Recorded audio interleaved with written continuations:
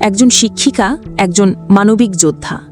নিজের জীবন দিয়ে রক্ষা করেছেন কোমলমতি শিক্ষার্থীদের। সেই সাহসিনী মাহরিনের সমাধিতে বাংলাদেশ বিমান বাহিনী শ্রদ্ধা জানিয়েছে।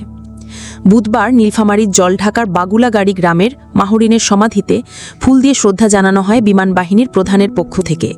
সামরিক সালাম, পুষ্পস্তবক আর শ্রদ্ধায় যেন জেগে উঠেছিল পুরো গ্রাম।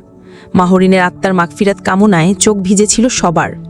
২১ জুলাই উত্তরায় ক্লাস চলাকালে পাশের ভবনে আছড়ে পড়ে একটি প্রশিক্ষণ বিমান।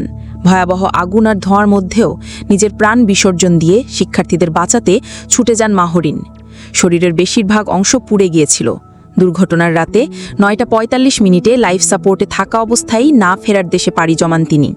মানবতা, সাহসিকতা আর দায়িত্ববোধ, এই তিনটি শব্দ আজ একটি নাম, মাহরিন।